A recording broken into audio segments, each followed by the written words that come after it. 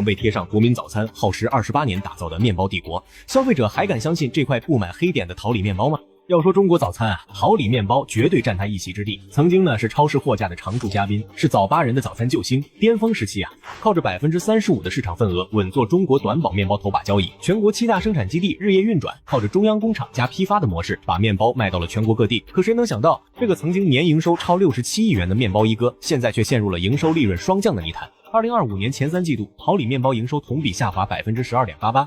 規模淨利潤更是暴跌31.49%，東北、華東、華北3大核心市場全面失守，就連全力開拓的南方市場也持續虧損。年輕人路過超市時，目光更多為什麼現烤麵包、網紅糕點吸引，可從全民追捧到集體降溫。桃李麵包到底經歷了什麼呢？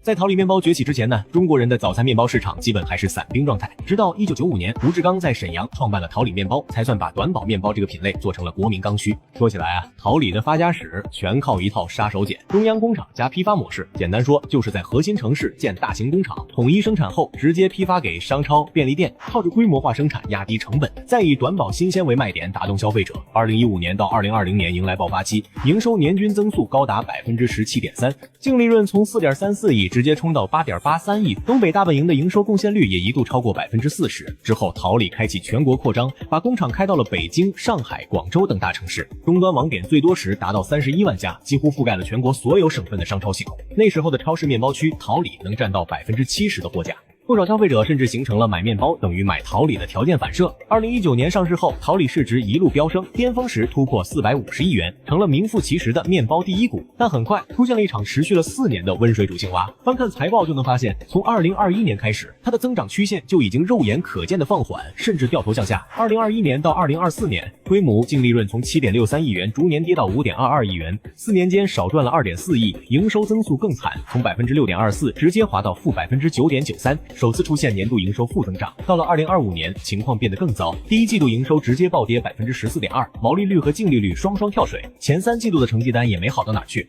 營業總收入40.49億元，同比下滑12.88%，規模淨利潤2.98億元。同比下滑31.49%，可销量在跌，庫存卻在漲。2024年桃李麵包及糕點的銷量是33.15萬吨，比2023年的37.47万吨少了11.5%，但庫存量卻從716.8噸漲到856噸，同比增加19.4%。庫存積壓帶來的直接後果就是大量麵包過期銷毀。按照2024年3.2%的報廢率計算，桃李每天要銷毀超過60萬個麵包，相當於每小時就要損失2.5萬元。這對利潤本就下滑的桃李來說，無疑是雪上加霜。可曾經的國民麵包為啥突然就賣不動了？首先是短保優勢變成了它的劣勢，物流成本壓垮利潤。桃李主打的短保麵包保質期大多在3到7天，這就要求必須有高效的冷鏈配送體系。在東北，工廠離終端近，物流成本還能控制。可一旦南下拓展華東、華南市場，問題就暴露了。沈陽工廠的冷鏈車隊要跨越1000多公里才能抵達深圳商超，運輸成本高達產品售價的18%。其次是過度依賴商超，渠道太過於單一。巔峰時期，桃李61.5%的營收都來自商超渠道，可這些年傳統商超的人流量一直在下滑，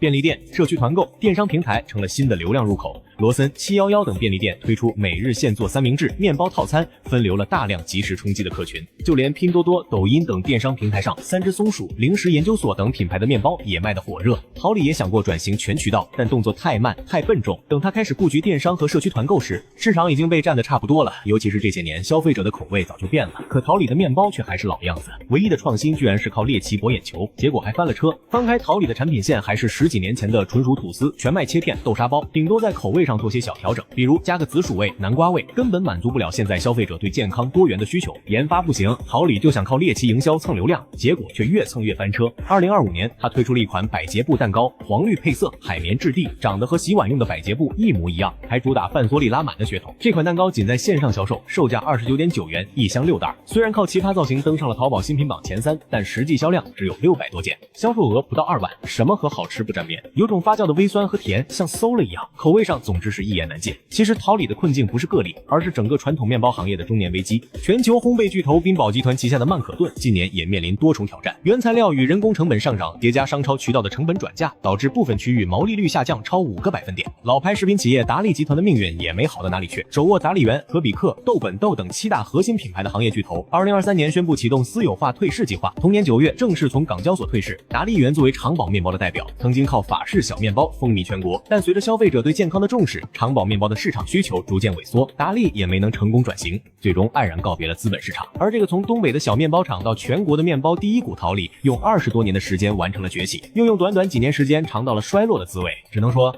現在的烘焙市場早已不是靠規模化就能贏的年代了。不過，現在的麵包價格暴漲，月入過萬，吃不起麵包，說白了也是部分消費者願意為其買單的結果。而這類低價還好吃的麵包，注定要失去市場。